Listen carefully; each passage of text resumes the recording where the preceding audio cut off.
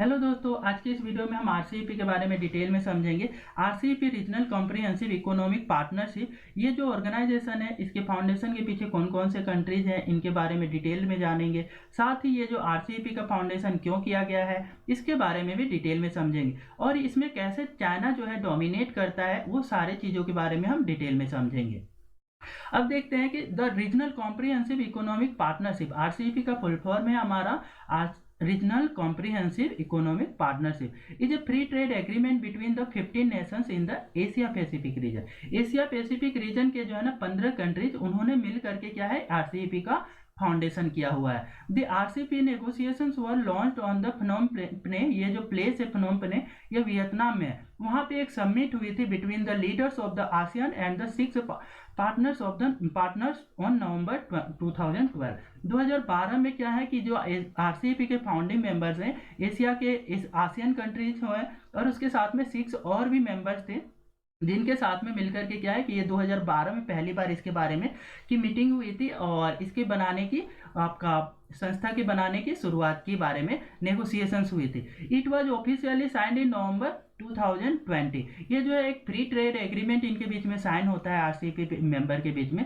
2020 में। जब आपका क्या होता है फाउंडेशन की बात चलती है, उस समय इंडिया भी आपका इसका आरसीईपी का मेंबर होता है, लेकिन आरसीईपी का मेंबरशिप जो है नवंबर मंथ में आपका 2020 में इंडिया जो है इससे बाहर आ जाता है। तो इसके पीछे के कारण को समझते हैं कि आरसीईपी में जितने फ्री ट्रेड एग्रीमेंट होता है, इसमें क्या होता है ट्रेड और गुड्स और सर्विसेज जो होती है एक कंट्री से दूसरी कंट्रीज में आपका टेरिफ फ्री और टैक्स फ्री इंपोर्ट और एक्सपोर्ट की जाती है। इसमें हमारा इंडिया की पॉपुलेशन बहुत ज़्यादा है, तो चाइना के बहुत सारे चीज़ें क्या करता था चाइना, इस आरसीईपी के फ्री ट्रेड एग्रीमेंट का यूज करते हुए इंडिया में बहुत सारे गुड्स और सर्विसेज को चीपर प्राइस पे आपका यहाँ पे सेल कर सकता है। इससे क्या होगा कि इंडिया के जो आपके गुड्स और सर्विसेज हैं वो आपका कंपटीशन नहीं कर पाएंगी, और इस वजह से जो है इंडस्ट्री जो है कि फ्लोरिशिंग जो आपका स्टार्टिंग इंटरप्रनर है वो क्या है कि फ्लोरिश नहीं कर पाएंगे। इस वजह से क्या है कि इंडिया के जितने भी आपका नए इंडस्ट्रीज हैं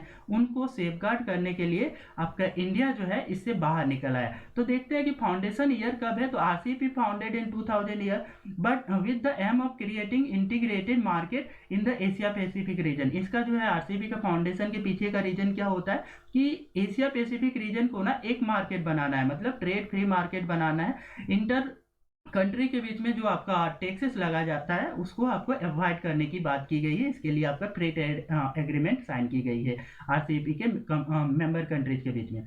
it was officially signed on November 2020। ये ऑफिशियली आपका 2020 में आपका नवंबर मंथ में साइन होता है, और 2019 में इंडिया इससे बाहर आ गया रहता है। फाउंडिंग मेंबर की बात करें तो आरसीईपी के जो फाउंडिंग मेंबर्स हैं वो आपके हैं Japan, China, south Korea, Australia, New Zealand and 10 हमारे आसियान कंट्रीज हैं, है ना, 10 आसियान कंट्रीज हैं। और आसियान कंट्रीज के नेम है इसमें से आपका Brunei, Cambodia, Indonesia, Laos, Myanmar, Philippines, Singapore, Thailand, Vietnam, Malaysia. ये सारे कंट्रीज क्या है आसियान कंट्रीज में से 10 हो गए हैं, और ये हमारे 5 कंट्री जो है, इंडिया को छोड़ दूं क्योंकि इंडिया तो बाहर आ चुका है, तो 5 कंट्री आपका Japan, China, south Korea, Australia, New Zealand, ये सारे कंट्रीज आपके मिलकर के आरसीईपी का फाउंडेशन किए हुए हैं। तो ये मेंबर कंट्रीज के बारे में भी हमें क्या करना है, याद रखनी है कि आरसीईपी के फाउंडेशन में अभी कितने टोटल मेंबर हैं, तो टोटल अभी 15 है। बट 2012 में जब बात की जा रही थी इसके फाउंडेशन की फ्री ट्रेड एग्रीमेंट की साइन करने की, उस समय इंडिया भी इसका पार्ट था, तो उस समय 16 थे, बट 2019 में इंडिया बाहर आ गया। अब समझते हैं कि इंडिया जो है, India was founding member of the RCEP. In 2019, India decided to withdraw from the RCEP negotiations. तो क्योंकि ये फ्री ट्रेड एग्रीमेंट था तो इससे बाहर आ गए, क्योंकि इसको इंडिया को अपने जो नई इंडस्ट्रीज हैं उनको सेफगार्ड करना था। इसके बाद में देखते हैं कि आपका ऑब्जेक्टिव क्या है आरसीईपी का, प्रोमोट इकोनॉमिक इंटीग्रेशन। आरसीईपी के जो कंट्रीज हैं वो क्या चाहते हैं कि इकोनॉमिक इंटीग्रेशन करना चाहते हैं, मतलब मार्केट को एक मार्केट बनाना चाहते हैं, जिससे क्या हो कि गुड्स और सर्विसेज आपका बैरियर फ्री आपका मूव कर सके एक कंट्री से दूसरी कंट्री में, टैक्स फ्री एक कंट्री से दूसरी कंट्री में मूव कर पाए। RCEP six to facilitate trade and investment flows promoting economic integration among the member nations. ये अपने क्या है मेंबर नेशन के बीच में ट्रेड फ्री आपका गुड्स एंड सर्विसेज का सप्लाई के लिए आपका ये काम करते हैं। इनहेंस मार्केट एक्सेस, ये आपका मार्केट एक्सेस बढ़ाने का भी काम करते हैं। कैसे? तो it aims to provide the improve market access of the goods and services benefiting business consumers across the region. जितने भी आपका है एशिया पैसिफिक रीजन के जो 15 नेशंस हैं, इन जिन्होंने आरसीईपी के जो मेंबर्स हैं, उनके बीच में क्या होगा कि ट्रेड फ्री आपका गुड्स और सर्विसेज सप्लाई की जा सकती है। स्ट्रेंथ द सप्लाई चेन, इससे क्या होगा, सप्लाई चेन भी आपका मजबूत होगा। RCEP strives to enhance the regional supply chains benefiting the industries and fostering economic growth। ये क्या है कि आपका जो है ना कि इकोनॉमिक ग्रोथ को भी बढ़ाने के लिए क्या करेंगे, ये साथ में आपका वर्क करेंगे और एक मार्केट बना करके एशिया पैसिफिक को सिंगल मार्केट के जैसा बना करके वो ट्रेड फ्री गुड्स और सर्विसेज सप्लाई होगी। इसके साथ में देखते हैं आपका कि इसका जो है कि आरसीईपी जो मेंबर्स है, इसका ग्लोबल शेयर कितना है। ग्लोबल जीडीपी में शेयर आपका जो है आरसीईपी 15 मेंबर्स का आपका 30 से 40% जो है contribution to world GDP. World GDP में पूरे आरसीईपी के मेंबर्स का 30 to 40% है। इस कारण से जो ये ऑर्गेनाइजेशन है ना, ये बहुत ही ज़्यादा इंपॉर्टेंट हो जाता है।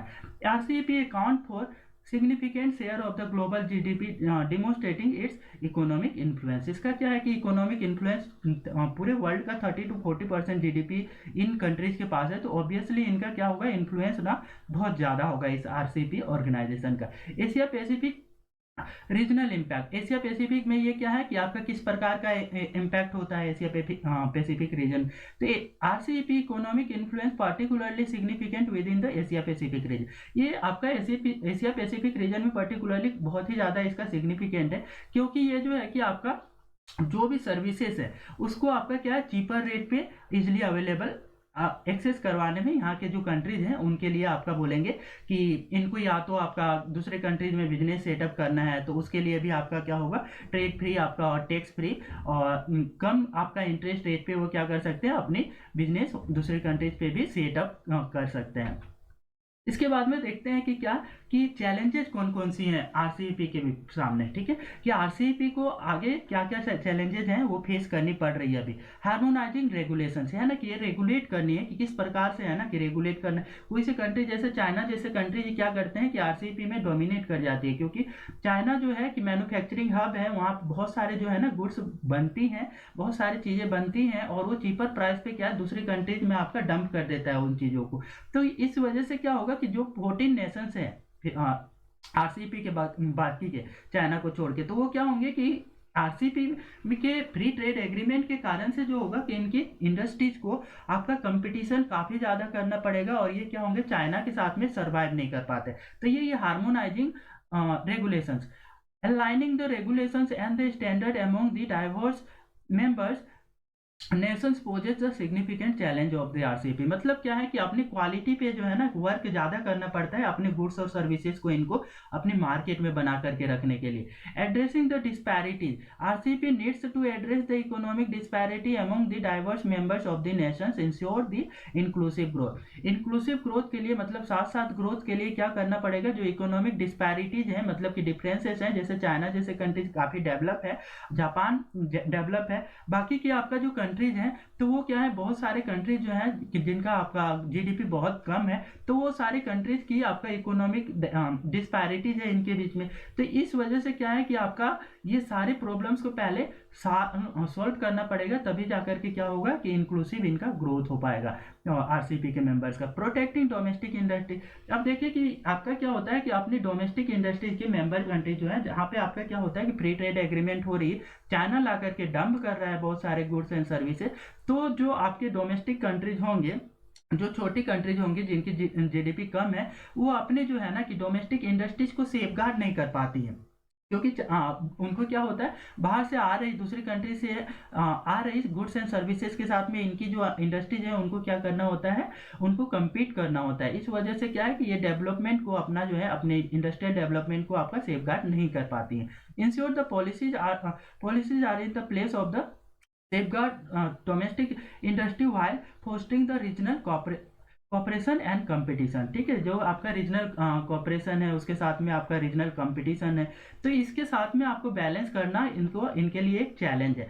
तो ये इसका आरसीईपी के सामने चैलेंज है। इसी प्रकार से समझते हैं कि इंडिया के लिए क्या चैलेंज है। तो इंडिया के लिए भी ये चैलेंज है कि आपका इंडिया के भी नए नए जो इंडस्ट्रीज हैं वो क्या करना पड़ता है कि आरसीईपी के मेंबर कंट्रीज में कुछ हम सेल करने जाते हैं तो उसके साथ में क्या होता है कि हमें कंपटीशन फेस करना पड़ता है। तो ये economic vulnerability, India is small medium size enterprises, India क्या है कि small medium size enterprises face potential competition and the challenges due to the RCEP trade liberalisation. इसको कि बहुत ज़्यादा क्या है कि पोटेंशियल आपका चैलेंजेस फेस करनी पड़ती है क्योंकि आरसीईपी जो है एक लिबरलाइज्ड तरीके से वर्क कर रहा है, ट्रेड फ्री तरीके से वर्क कर रहा है। बैलेंसिंग एग्रीकल्चर, एग्रीकल्चर के सेक्टर में भी आपका क्या है कि हमें बैलेंस बना करके रखने में भी प्रॉब्लम्स होती है। कैसे? तो RCEP present the challenges balancing the interest of the Indian farmer, Indian farmers की जो इंटरेस्ट है ना उसको बैलेंस बना करके रखने में प्रॉब्लम्स होती है with the growing demand of the agriculture product in the region, क्योंकि जो है आरसीईपी के रीजन्स में जो है कि ये जो है कि एग्रीकल्चर प्रोडक्ट है उनका डिमांड बहुत ज्यादा बढ़ गया। ठीक है, तो इसके बाद में देखते हैं कि strategic autonomy, ensuring that the RCEP alliance with the India strategic autonomy and long term economic interest and the key challenges. Next हमारा देखते हैं कि अब वे फॉरवर्ड क्या होगा इंडिया के लिए। तो स्ट्रेटेजिक पार्टनरशिप डेवलप करना पड़ेगा। हमें क्या है कि कुछ कंट्रीज के साथ में फ्री ट्रेड एग्रीमेंट कर सकते हैं। ठीक है, तो आपका सेलेक्टिव जिसके साथ में हमारी इंडस्ट्रीज को क्या है लॉस ना करना पड़े। ठीक है, तो इसलिए बोला जा रहा है स्ट्रेटेजिक पार्टनरशिप हमें मेंटेन करना होगा। Fourth, strategic partnership and the agreement with the RCEP to safeguard the India economic and strategic interest, क्योंकि ये जो एशिया पैसिफिक रीजन के आपके जो कंट्रीज हैं उनके साथ में मेंटेन अच्छे रिलेशन बना करके रखना ये बहुत ही ज्यादा क्या है कि आपका कि इंडिया के लिए इंपॉर्टेंस हो जाता है। इसके साथ में ही कि ये जो है कि एशिया पैसिफिक के रीजन्स हैं ये आपका देखते हैं कि बहुत ही ज़्यादा वल्नरेबल हो जाते हैं, क्योंकि ये जो है कि आपका चाइना डोमिनेट कर जाएगा तो इंडिया का इन्फ्लुएंस वहाँ पे बहुत ज़्यादा कम होने लगेगा। इस वजह से क्या है कि इंडिया को स्ट्रेटेजिक पार्टनरशिप मेंटेन करके रखना पड़ेगा। उसके साथ में इकोनॉमिक डाइवर्सिफिकेशन, इंडिया को अपनी जो है ना इकोनॉमी डाइवर्सिफाई करनी पड़ेगी। Promote economic diversification and innovation in the capitalize the potential benefit of the RCEP membership. ठीक है कि क्या है कि आपका फ्यूचर में यदि आरसीईपी का मेंबरशिप इंडिया बन रहा है तो क्या है कि इसका बेनिफिट ले पाए तो इसके लिए क्या करना पड़ेगा कि इकोनॉमिक डाइवर्सिफिकेशन पहले इंडिया को करना पड़ेगा, मतलब अपने इंडस्ट्रीज को पहले ग्रोथ करवानी पड़ेगी, तभी जाकर के क्या है कि ये आपका आरसीईपी के बाद में मेंबर बनता है फ्यूचर्स में तो क्या होगा कि ये आपका इसका बेनिफिट हो पाएगा। ठीक है, उसके बाद में देखते हैं डोमेस्टिक प्रिपेयरनेस, जिसके क्या है कि डोमेस्टिक लेवल पे भी इंडिया को प्रिपेयर होना होगा। Develop robust policies and infrastructure to ensure the India's industries as well as prepared for the opportunities and challenges within the RCEP. क्या है कि इंडिया के जितने भी इंडस्ट्रीज हैं और इंफ्रास्ट्रक्चर है उसको डेवलप करना पड़ेगा। इसके साथ में तभी जाकर के क्या कर पाएगी कि इंडिया की जो इंडस्ट्री है वो आरसीईपी में आपका सर्वाइव कर पाएंगी, मतलब गुड्स एंड सर्विसेज सप्लाई कर पाएंगी। नहीं तो क्या होगा कि चाइना जैसे कंट्रीज क्या करेंगे कि आपका इंडिया में भी डंप करना स्टार्ट कर देंगे। तो इस कारण से है कि अपने इंडस्ट्रीज को पहले अपॉर्चुनिटी देनी पड़ेगी इंडिया को, और इसके अपॉर्चुनिटी देने के साथ में अपनी इंडस्ट्रीज की डोमेस्टिक इंडस्ट्रीज की ग्रोथ के लिए वर्क करना पड़ेगा। लेटर ऑन क्या है कि इंडिया आपका कभी इसके मेंबर्स बनता है तो इसका बेनिफिट इंडिया को हो पाएगा। यदि ये वीडियो आपको अच्छा लगा है तो कृपया वीडियो को लाइक शेयर और सब्सक्राइब कर दीजिए।